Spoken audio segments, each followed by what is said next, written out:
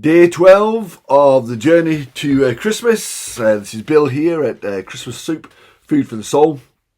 And today I'd just like to read a couple of verses from Matthew's Gospel, chapter 1. And it's verse 1 says this: "The book of the generation of Jesus Christ, the son of David, the son of Abraham." And then also down in chapter 2, it says that there came wise men from the east, saying, "Where is he that is born King of the Jews? For we have seen his star, and have come to worship him." Now when Herod the king heard this, he was troubled, and all Jerusalem with him, and he demanded where the Christ should be born.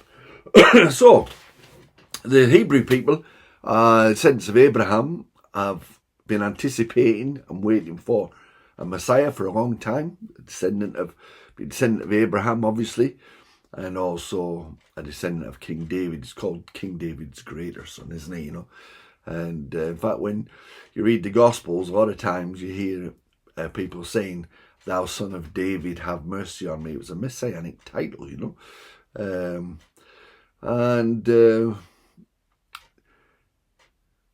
the generations of Jesus can be traced all the way back to Abraham.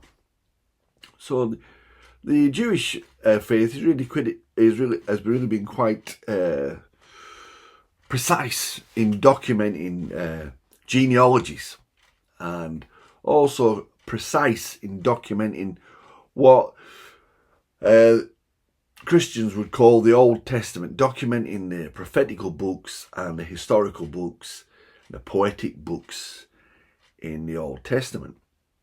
And in fact, when the Dead Sea Scrolls were discovered in a cave by some shepherd lads throwing some stones, they found that the scrolls in there are the exact copies of ones that we have today, and that was back in, was it 1926 they were discovered?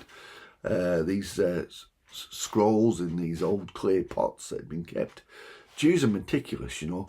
They number every letter, every word, every line. They've all got to add up. For the Old Testament scrolls to be correct in a synagogue, aka kosher and acceptable, there has to be no mistakes. And they go through each line, you know. In fact, it's said that when the scribes of old used to come to the name of God, they would wash and put on clean clothes and get a fresh quill to write the name of God. That's how meticulous they were in keeping these records, genealogies. So when Matthew records for us, or writes for us in Matthew chapter 1, these are the generations of Jesus. Spot on, you know. I'd have to say, I can't trace mine back as many generations. A few dubious practices went on there, I'm sure. But anyway, then you get to the wise men turning up, excuse me, disturbing the whole city by asking the question, where is he? What's going on?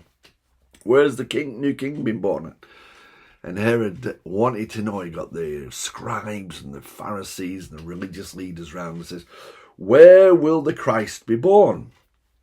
And they said, "Bethlehem." There you go. What was the big deal? Bethlehem's when he turns up, he's going to be born in Bethlehem.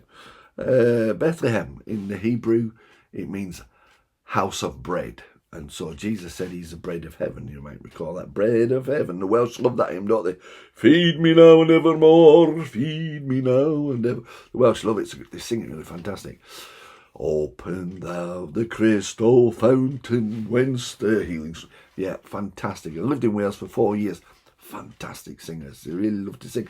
In fact, when I was a teenager, there used to be a little saying. The Welsh love the gospel because they can sing about it. The Irish love the gospel because they can fight about it. The Americans love the gospel because they can brag about it. The English love the gospel because, you know, they can talk about it. But the Scots love the gospel because it's free. What a cheek, eh? What a cheek. Anyway, my mother comes from Skye, and but anyway, the gospel, it's free. But they knew where he was coming from. They knew he was going to be born in Bethlehem, the house of bread, and they were disturbed by that fact. So this Christmas, when you're thinking about, oh, little town of Bethlehem, how still we see thee lie.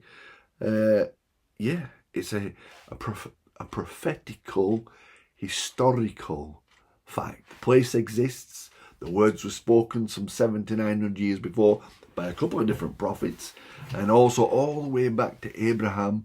They knew that the Messiah was going to be born, that there was a Saviour coming who would bring fresh hope, fresh life to the whole of humanity. And this baby child was called Jesus. And on the way to the Advent, think about that. For God so loved the world that he gave. In the fullness of time, God sent forth his Son, born of a woman, born under the law, to redeem those that were, that's us, yeah, to redeem those that were slaves to themselves, to their sin, to the passion, to the prince of the power of the air, to redeem us, to set us free, to give us our liberty. And that's one of the things about Christmas. We're reminded that Jesus came, and we have liberty because of the love of God. We have this freedom of expression, freedom of love. And I've not even turned this on. I have turned it on.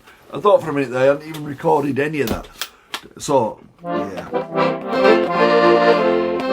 Oh, little town of Bethlehem, how still we see thee lie above that deep and dreamless sleep. The silent stars go by, yet in the dark street shineth the everlasting light.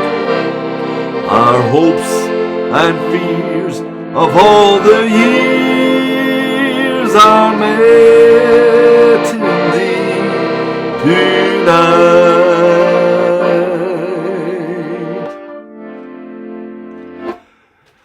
Jerusalem was troubled because the Messiah was coming. Christmas is coming. I tell you what, I hope we're all ready for Christmas and Christ coming. Ooh.